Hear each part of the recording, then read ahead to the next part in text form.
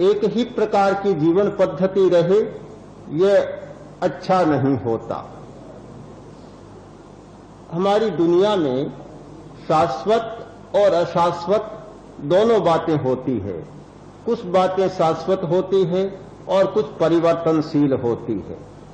परिवर्तनशील यदि न बदले तो वह अच्छा नहीं होता। एक मनुष्य का आदि समाज था, आदि युग था, और आज बहुत विकसित युग हो गया है। वह प्रस्तर के युग से अणु युग तक पहुंच गया है। अगर प्रस्तर युगीन भावनाएं, वृत्तियां और प्रवृत्तियां इस अणुयुग में रहें तो वह उचित नहीं होता। एक समय था कि मनुष्य बहुत जल्दी तनाव में आ जाता, बहुत जल्दी आवेश में आ जाता और बहुत जल्दी आक्रामक बन जाता। तत्काल तलवारें निकल जाती और शस्त्र चल जाते। किंतु आज के अणुयुग में जैसे तलवारें तत्काल निकल जाती, वैसे अणुअस्त्र भी तत्काल काम में आ जाए तो संसार की क्या दशा हो सकती है, इसे हम सब जानते हैं। आज मनुष्य के लिए संतुलन बहुत ज्यादा जरूरी है, संयम बहुत ज्यादा जरूरी है। कुछ एक लोगों का असंतुलन सारे संसार को संहार की स्थिति में ले जा सकता है। इसीलिए आज के लोग उतने असंतुलित नहीं है और उतने असंयत भी नहीं है। इस अर्थ में पुराने जमाने की बात तो हम सुनते हैं कि बात बात में तलवारें निकल जाती, लाठियां चल पड़ती। मैं ये नहीं कहता कि आज आवेश कम हो गया है। आज भी मनुष्य में काफी आवेश है, काफी तनाव है। फिर भी जो अधिक जिम्मेवार लोग हैं वे अपने आवेश को क्रियान्वित नहीं करते। असंतुलन का एक बड़ा कारण होता है तनाव।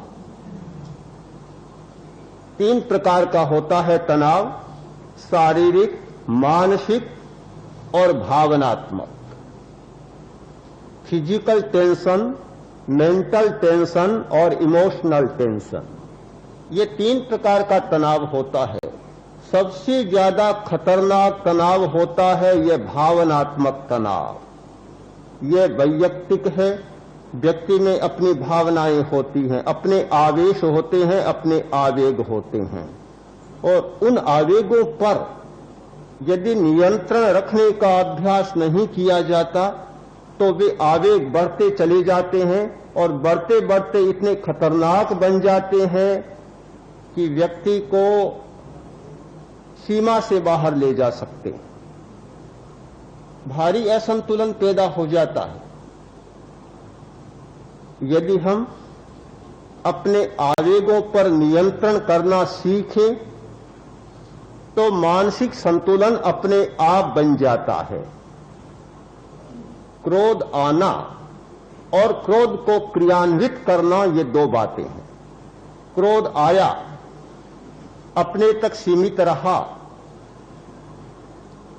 बुराई तो है, हानि भी है, परिणाम भी अपने लिए अच्छे नहीं होते, स्वास्थ्य के लिए अच्छा परिणाम नहीं होता, किंतु सामाजिक संपर्कों में कोई अंतर नहीं आता।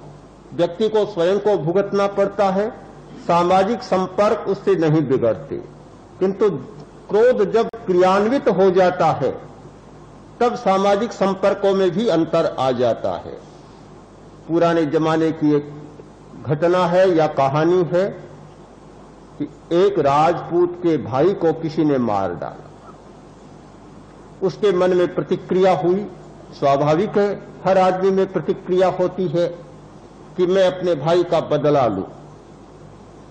बहुत प्रयत्न किया, जो हत्यारा था उसका बदला लेने का काफी प्रयत्न किया और काफी परिश्रम के बाद, बरसों बाद उसे वह पकड़ सका। पकड़कर घर पर लाया और अब मारने की तैयारी कर रहा था। उसने सोचा बचने का कोई उपाय नहीं, मरना ही होगा, तत्काल एक बात सूझी, तिनका पड़ा था, तिनका उठाया और मुंह में डाल लिया कि मैं तेरी गाय हूं।